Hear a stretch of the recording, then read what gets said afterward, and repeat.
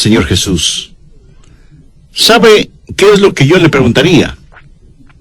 Señor, ¿qué quieres que haga? Ahora un episodio así sucedió literalmente. El Señor Jesús se le apareció a un hombre llamado Saulo, y Saulo hizo esa pregunta. Leamos Hechos, capítulo 9, versos 1 y 2. Saulo, respirando aún amenazas y muerte contra los discípulos del Señor, vino al sumo sacerdote y le pidió cartas para las sinagogas de Damasco, a fin de que si hallase algunos hombres o mujeres de este camino, los trajese presos a Jerusalén. En simple español eso significa que él tenía autorización para perseguir a los cristianos, ponerlos en la cárcel y llevarlos a Jerusalén para que sean enjuiciados. En su viaje, estando cerca de Damasco, una luz intensa que venía desde el cielo los rodeó. Saulo se cayó de su caballo, y estando en tierra, oyó una voz que le decía: Saulo, Saulo, ¿por qué me persigues? Él dijo: ¿quién eres, Señor? Y él le dijo: yo soy Jesús a quien tú persigues. Dura cosa te es dar coces contra el aguijón. Él, temblando y temeroso, dijo: Señor, ¿qué quieres que yo haga?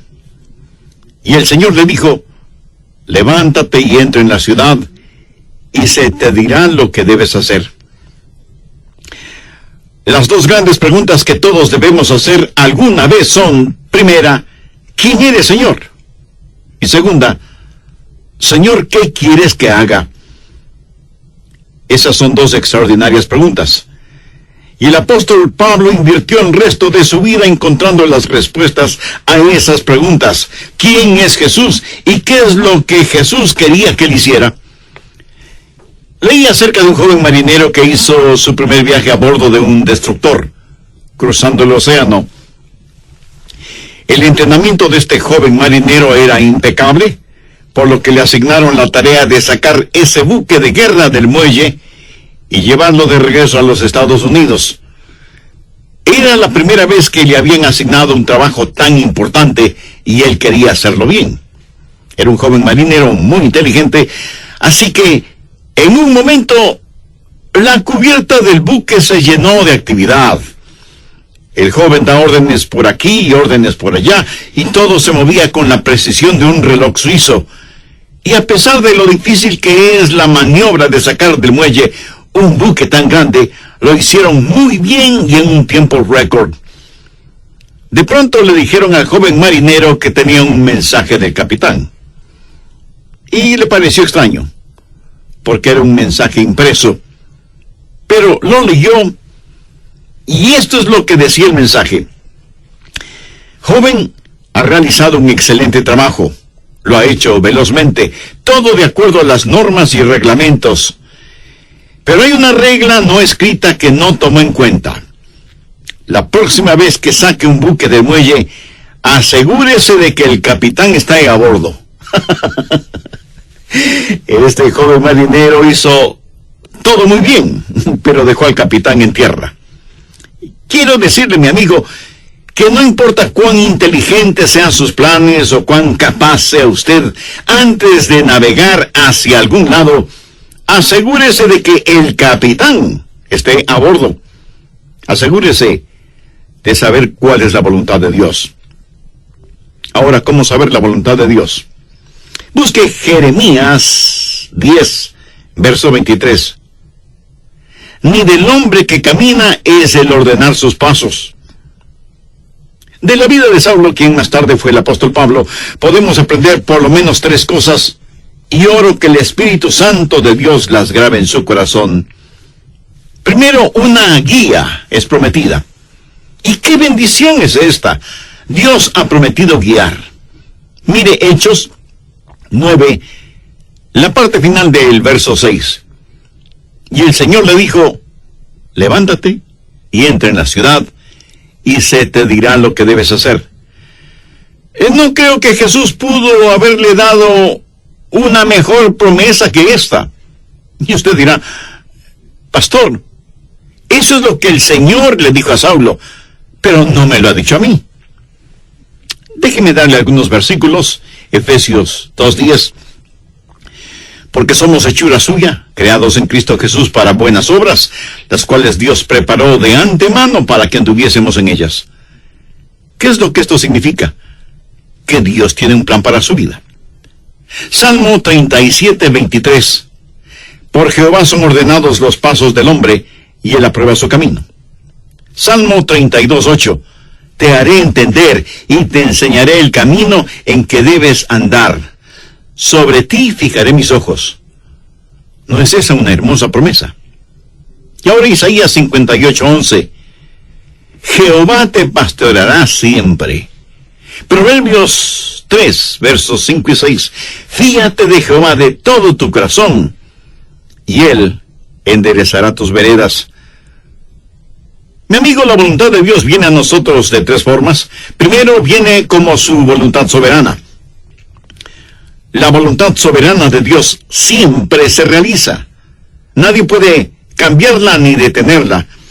Dios es Dios y realiza lo que desea hacer, porque no hay nadie que pueda oponerse a su voluntad. La voluntad de Dios es misteriosa, es desconocida. Ni usted ni yo podemos conocerla. Solamente Dios la conoce. Deuteronomio 29:29 dice: las cosas secretas pertenecen a Jehová nuestro Dios, mas las reveladas son para nosotros y para nuestros hijos para siempre. Las cosas secretas pertenecen a Dios. Usted será una persona mucho más feliz si renuncia a ser Dios y deja que Dios sea Dios. Hay ciertas cosas que usted nunca entenderá, sino hasta cuando llegue al cielo, si es que es salvo. Y cuando esté allá, le aseguro que ya no tendrá interés en saberlas. Las cosas secretas pertenecen a Dios. Esa es la voluntad soberana de Dios. En segundo lugar está la voluntad moral de Dios. Hay ciertas cosas que Dios dice que son correctas y otras que son incorrectas. Por ejemplo, el robo, la fornicación, el asesinato, el orgullo, la mentira, son cosas incorrectas. En cambio, el amor, la justicia, la honestidad, la pureza, la bondad, el respeto, la consideración, son cosas correctas. Esta es la voluntad moral de Dios, y no va a cambiarla para mí, ni va a cambiarla para usted. Son normas fijas de lo bueno y lo malo, porque Dios así lo ha decretado. ¿Estamos de acuerdo? La voluntad moral de Dios la encontramos en la palabra de Dios, sin titubeos, sin tartamudeos, ni apologías, ni vacilaciones. Dios dice, esto es bueno, o esto es malo. Es la voluntad moral de Dios, y no la va a cambiar absolutamente por nadie. En tercer lugar, está la voluntad particular de Dios. Esto es, la voluntad especial de Dios para usted o para mí.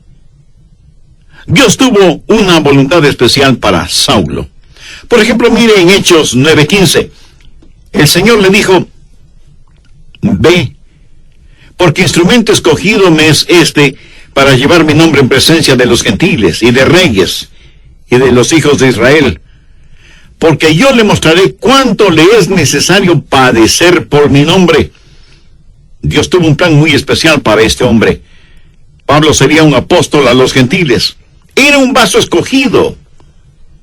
Verá, eso es muy importante para mí. Dios lo escogió en forma muy particular para que sea un vaso especial. Y Dios tiene una voluntad especial para cada uno de nosotros.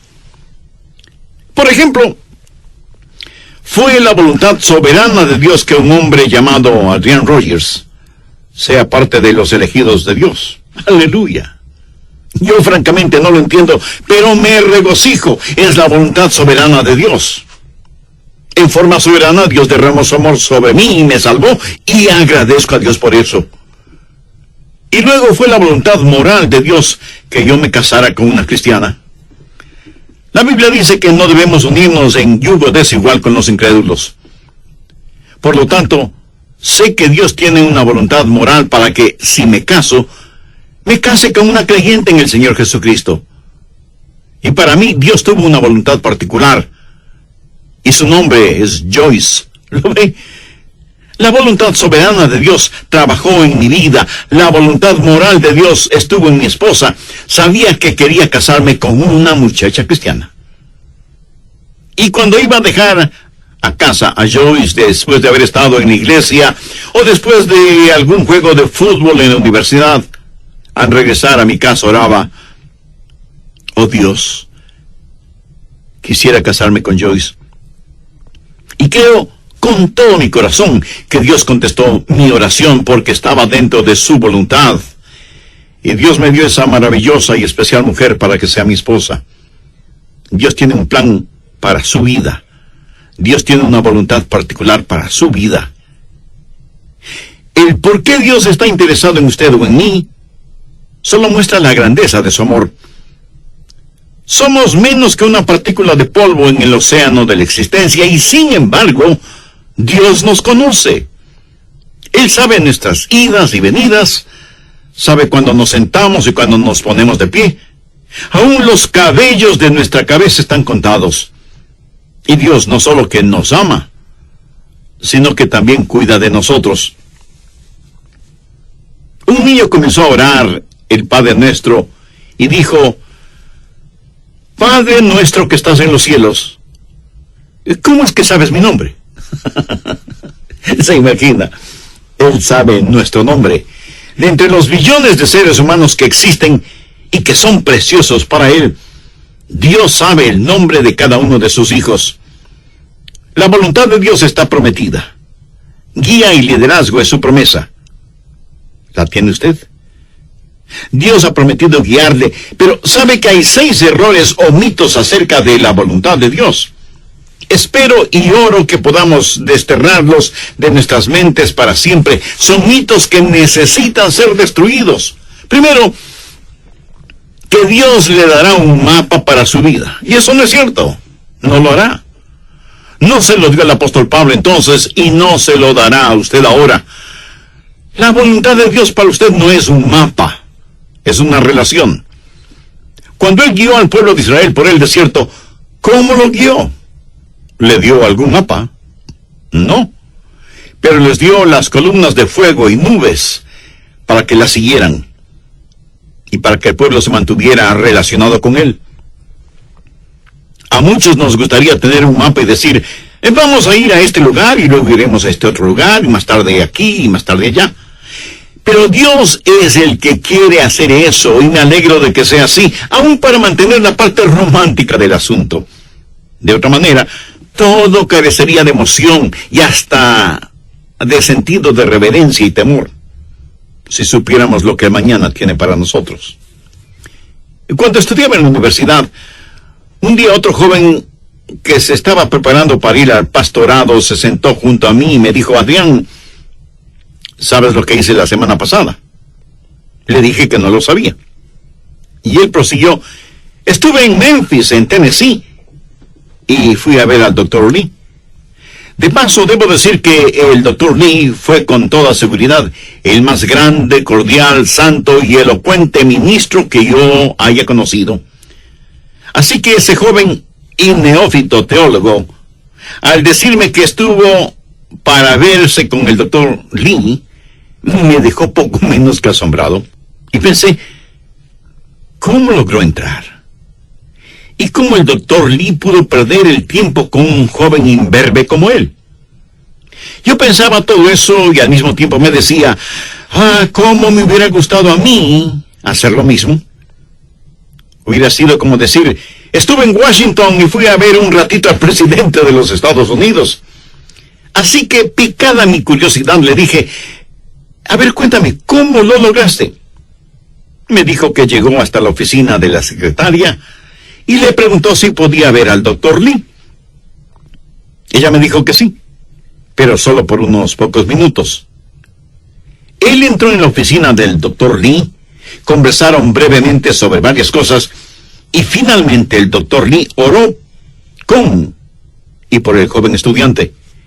Y eso fue muy interesante para mí. Y traté de imaginarme toda la escena. Los años pasaron, y en la voluntad de Dios llegué a ser el pastor de esa misma iglesia. Tuve la misma oficina que tuvo el Dr. Lee. Un día mi secretaria me llamó por el intercomunicador y me dijo, el doctor Lee está aquí y quiere saber si puede conversar con usted unos minutos. Por supuesto, hágalo pasar inmediatamente. Y sin querer, vino a mi memoria el episodio de mi joven amigo universitario que años atrás, estando de paso por Memphis, fue recibido en forma cordial e inmediata por el doctor Lee. La voluntad de Dios no es un mapa, es una relación personal. Segundo, quítese de la cabeza la idea de que Dios es una especie de aguafiestas espiritual. Que si usted hace la voluntad de Dios, ese es el final de su gozo, de su alegría. Hay mucha gente que no quiere saber la voluntad de Dios por temor de lo que podrían encontrar.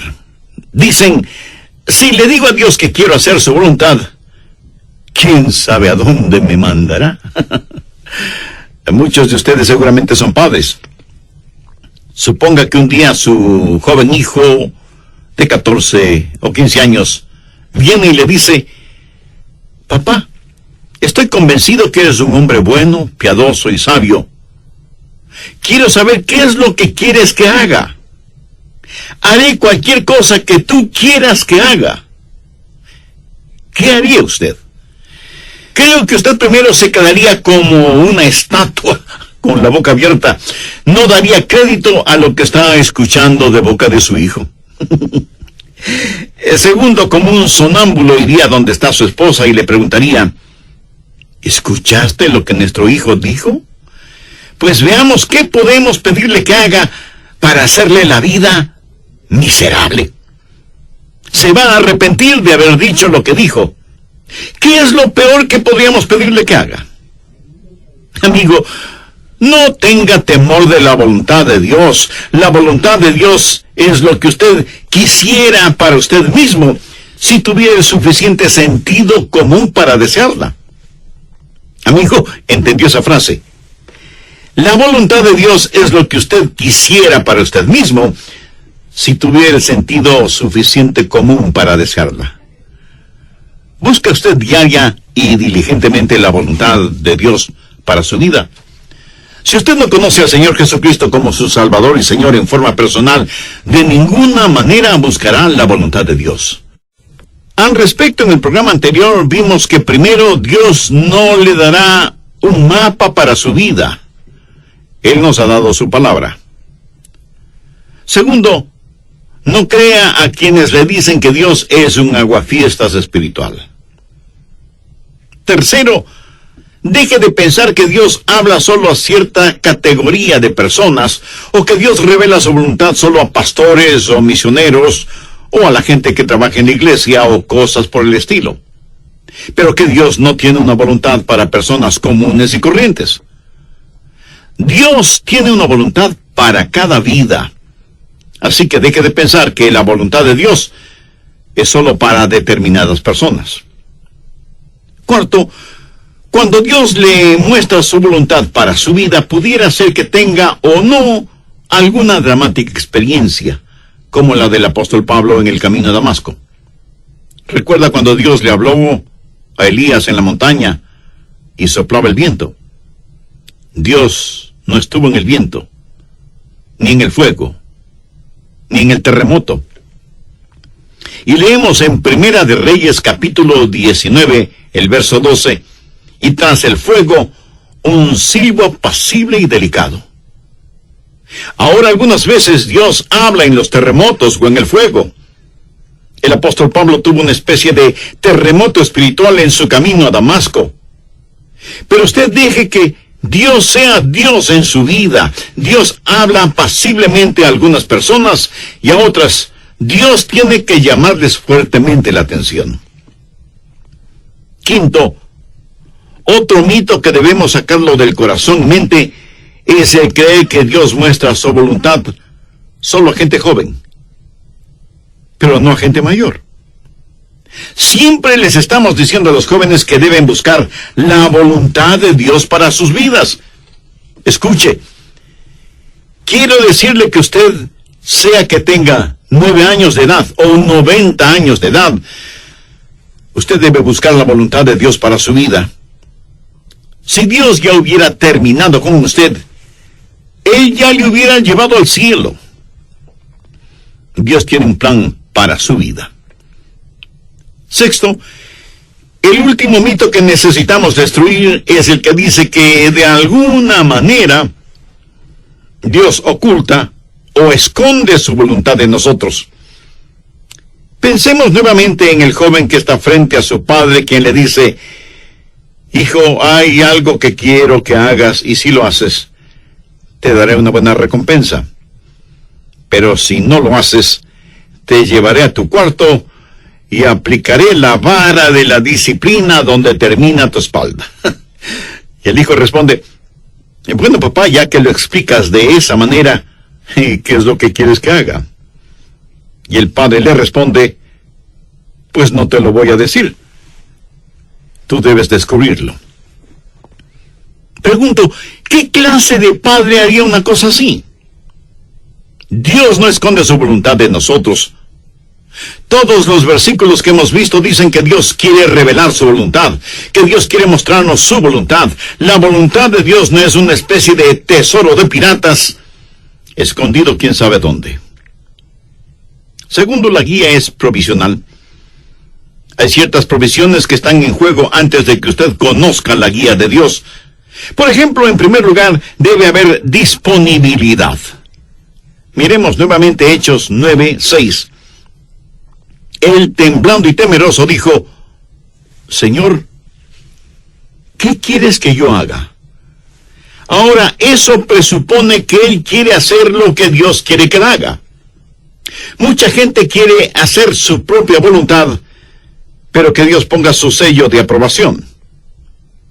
Son como las personas que buscan un arquitecto porque quieren construir sus casas, pero en realidad lo que quieren es que el arquitecto interprete y diseñe lo que ellos tienen en mente. Y eso está bien cuando se trata de construir una casa, pero no está bien cuando se trata de construir una vida. La pregunta de Pablo fue: Señor, ¿qué quieres que yo haga? Eso quiere decir: Señor, tú estás en control, no yo. ¿Sabe lo que es la humildad? Humildad significa que se le puede enseñar. ¿A cuántos de ustedes se les podría enseñar hoy? El Salmo 25:9 dice: encaminará a los humildes por el juicio y enseñará a los mansos su carrera. ¿Es usted humilde? ¿Manso? Si no lo es, usted no estará disponible. Si no lo es, no conocerá la voluntad de Dios. Pero no solo debe haber disponibilidad y mansedumbre, sino también, y en tercer lugar, debe haber apertura. Apertura. Pablo buscó la voluntad de Dios inmediatamente, y él oró y dijo: Señor, muéstrame tu voluntad. ¿Ha estado usted abierto a la voluntad de Dios? Y no es cuestión de simplemente decir: si Dios quiere mostrarme su voluntad, lo hará. ¿Ha orado usted en forma honesta y sincera diciendo: Señor, yo quiero conocer tu voluntad? ¿Se reporta usted para servicio diario delante de Él? Después de conocer al Señor Jesús, usted va a ser como Pablo y decir: Señor, ¿qué quieres que yo haga? Y aún hay otra provisión. Hechos 9, versos 8 y 9. Entonces Saulo se levantó de tierra, y abriendo los ojos no veía a nadie. Así que, llevándole por la mano, le metieron en Damasco, donde estuvo 3 días sin ver, y no comió ni bebió. ¿Puede imaginarse eso? Aquí está este hombre que capturaba y encarcelaba a muchos, y ahora ciego, es tomado de la mano para ser guiado. Ahora es un hombre dócil, se ha rendido, ha cedido ante la presencia de Cristo. La Biblia dice que debemos presentar nuestros cuerpos como sacrificio vivo. ¿Puede usted decir que así lo hace diariamente? Señor, tu voluntad, sin vacilaciones, sin reservas. donde quiera, a cualquier hora, cueste lo que cueste. ¿Se atrevería usted a decirlo? ¿Se ha rendido completamente a la voluntad de Dios? Decimos, Señor, yo quiero conocer tu voluntad. ¿Está listo para hacerla si Dios le mostrara su voluntad? Tercero, es una guía práctica. Dios nos ha dado formas muy prácticas para que podamos conocer su voluntad, y están aquí en su palabra. Una de las formas de conocer la voluntad de Dios es por medio de los milagros. Mire lo que le sucedió a Saulo.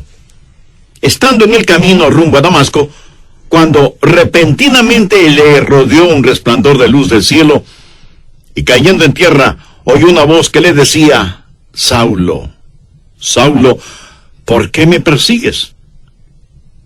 Dios puede hablarle a usted por medio de visiones, o por medio de sueños, o por medio de una voz audible. Dios puede hablarle y guiarle por medio de un milagro. Y me apresuro en decir que normalmente Él no nos guía con milagros, pero de vez en cuando lo hace. Ahora, toda vez que tenemos la Biblia completa, esa clase de milagros no son necesarios en la actualidad, y no es la forma normal de Dios para guiarnos. Pero lo menciono porque está en la palabra de Dios.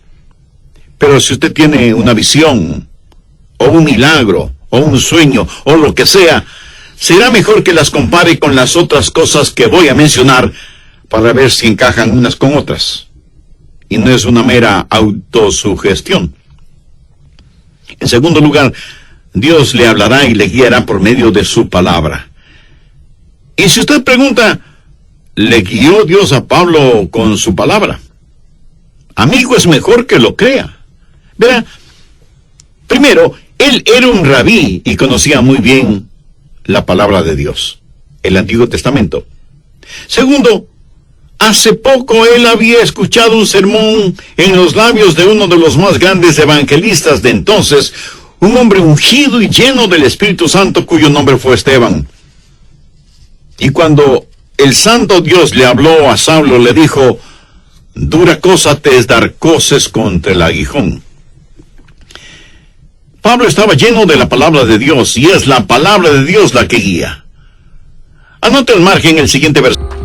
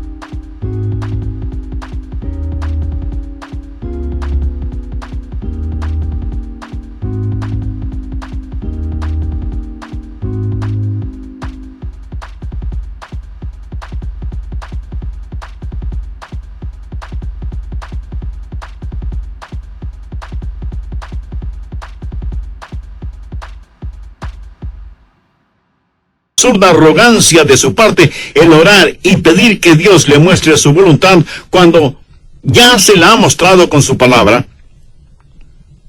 ¿O se considera usted una persona súper especial a la cual Dios le concederá algo que está en contra de lo que él mismo ha establecido en su palabra? Piénselo. En tercer lugar, Dios le guiará por medio de su gente, los hijos de Dios. Veamos Hechos 9, los versos del 10 al 13. Había entonces en Damasco un discípulo llamado Ananías, a quien el Señor dijo en visión, Ananías. Y él respondió, heme aquí, Señor. Y el Señor le dijo, levántate, y ve a la calle que se llama Derecha, y busca en casa de Judas a uno llamado Saulo, de Tarso, porque he aquí, Él ora y ha visto en visión a un varón llamado Ananías, que entra y le pone las manos encima para que recobre la vista. Entonces Ananías respondió: Señor, he oído de muchos acerca de este hombre. ¿Cuántos males ha hecho a tus santos en Jerusalén? Cuando Dios le habló a Saulo y le dijo que le mostraría su voluntad, Dios también habló a Ananías y lo utilizó para confirmar su voluntad en la vida de Saulo. En Proverbios 24:6 leemos: en la multitud de consejeros está la victoria. ¿Qué quiere decir eso? Que cuando Dios le habla a usted acerca de algo, muchas veces Dios lo confirmará por medio de alguien más. Mateo 18:16 dice: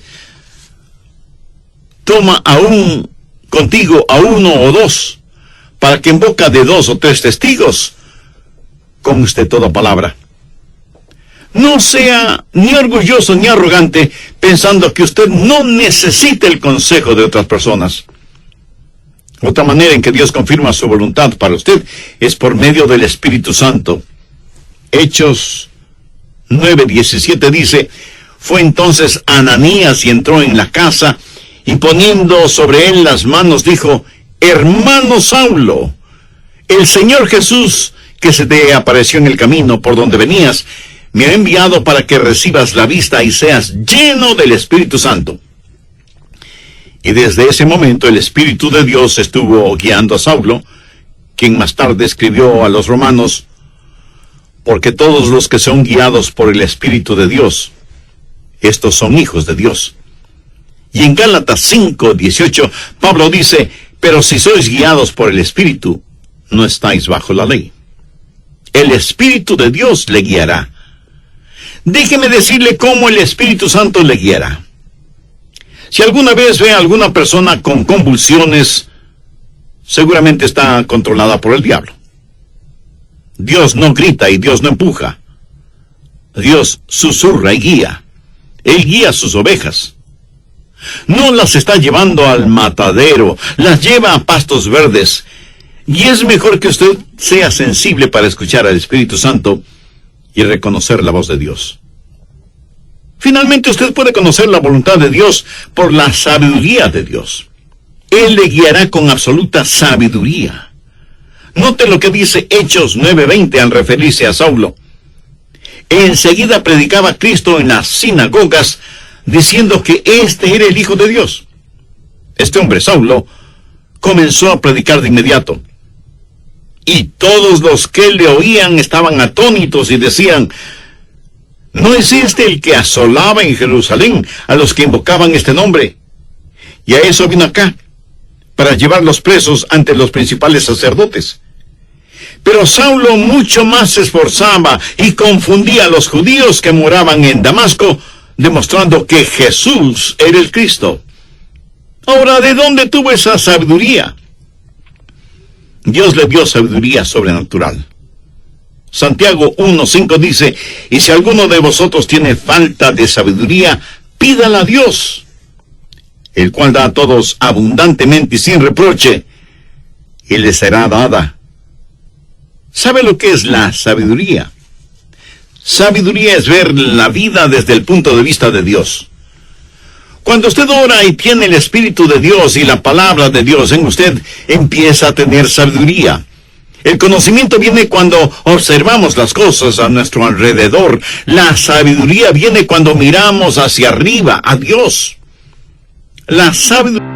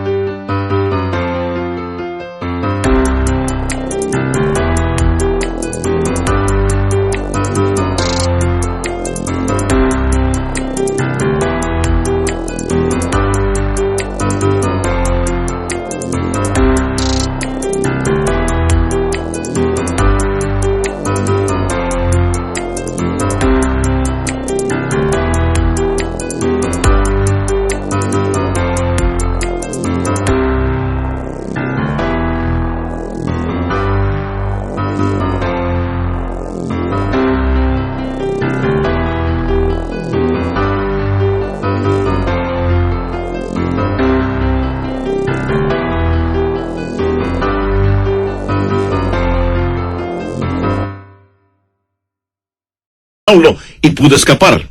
La providencia de Dios. Dios abre puertas y Dios cierra puertas. Y lo que usted podría considerar casualidad es el plan de Dios y la forma en que Dios nos guía en este mundo. Y muchas veces no lo vemos como la providencia de Dios, sino hasta muchos años después. Amigo, no tenga temor de la voluntad de Dios. La voluntad de Dios no lo llevará donde el poder de Dios no pueda sustentarlo. Y la voluntad de Dios es absolutamente lo mejor para usted, para su cónyuge, para sus hijos. Ahora escúcheme muy atentamente. La forma de conocer la voluntad de Dios para el resto de su vida es hacer la voluntad de Dios ahora. Es muy difícil el pilotear un barco que no se mueve. Verá, la forma de entender la parte de la Biblia que no entiende es obedeciendo lo que sí entiende. La manera de saber acerca del futuro es obedeciendo a Dios ahora en el presente.